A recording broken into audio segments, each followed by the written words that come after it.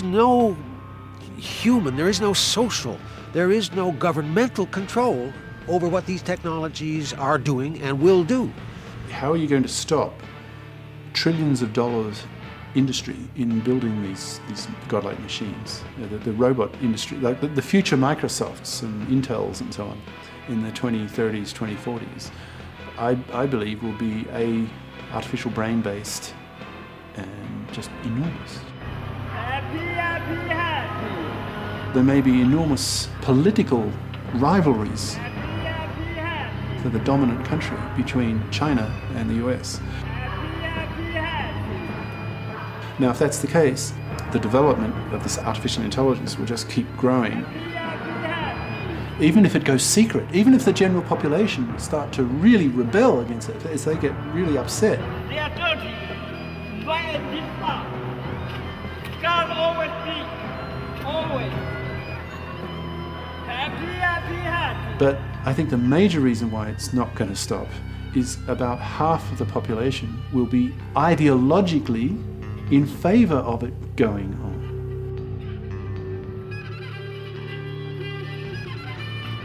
That's why the so-called white man put up himself as God, saying what? If there has to be a God, I am. We are going to become gods. Period. If you don't like it, get off. You don't have to contribute. You don't have to participate. But if you're going to interfere with me becoming God, you're going to have big trouble. Then we'll have warfare. For one group, you'd be building gods. It's just, amazing. It's awe-inspiring. It's energizing, right? It's setting a goal for humanity. There's the whole universe out there, right? The big picture. And on the other hand, the potential risk of seeing the whole human species annihilated by these superior creatures who could just... And you did what you wanted when you wanted, because you thought you were God. You tore down God's boundaries, you tore down God's rules, and you made up your own rules. The only way you can prevent me in this 50 or is to kill me. If you kill me, I'll kill you. I'm anticipating the most passionate war that has ever been. We're not talking about the survival of a tribe or a people or a country. We're talking about the survival of a whole species. So the passion levels will be extreme. I deserve hell. You deserve hell. You gotta see that you deserve the wrath and anger and vengeance. What I'm talking about is a renewed embrace of our existence. Okay? It's got problems, and it's finite, but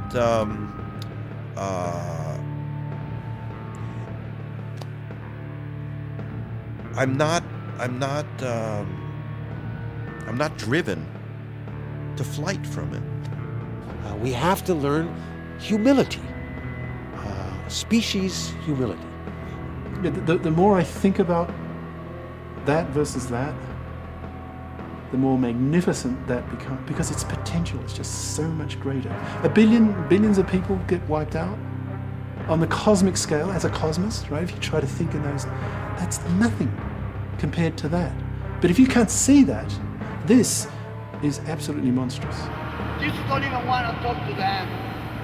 Probably most people can anticipate horror. It's a fairly simple concept to understand. People getting killed, people get run over by cars all the time. But you just multiply that by a billion, right? That's relatively easy to understand. That is much harder. It's very exciting because something will happen. Without that, nothing will happen, and maybe we'll have a civilization that lasts for 1 million years and does the same thing every day. And then when the sun gets too hot or too cold, it goes away. So I don't see the point. I don't see the value of anything that doesn't change. You're saying in X number of thousands of years, the sun is going to explode, and so we have to prepare for it now. Okay. And I say, well, okay, that's interesting, but how about preparing for the essentially toxic shock of our planet today? Or if you walk around, you see a lot of people with no housing, no place to live, not enough food. So the explosion of the sun can wait. Only a fool is gonna pollute the water that his own damn kids have to drink. Only a fool is gonna what? It's gonna pollute the air that he have to breathe. This is a moment in time where for the first time we can truly imagine feeding everyone. I mean, this is something new without precedence. We are able to have more humans. We are able to fight against diseases, childhood diseases, so that there can be more people and they can live longer. And isn't this wonderful? Well, no, of course it's not wonderful. That's exactly the problem. There are too many people and they're living too long and they're using up the resources of the earth for the human species. One species out of a billion species is using up all of the resources for its own material betterment.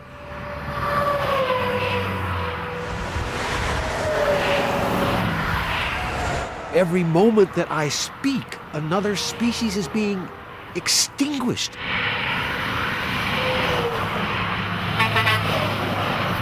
We are moving into the unknown, and we see lots of possibilities for catastrophe.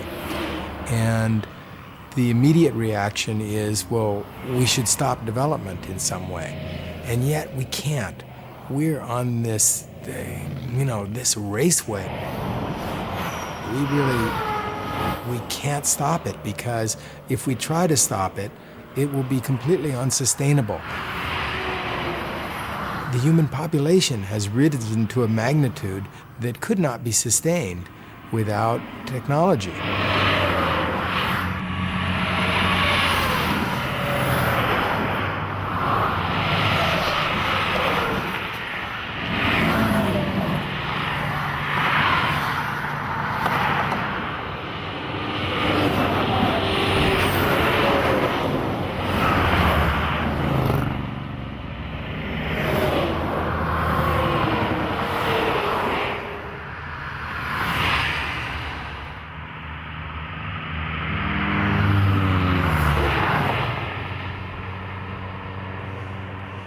Well, I can tell them what we do now. We establish small communities with small technologies. It's very simple.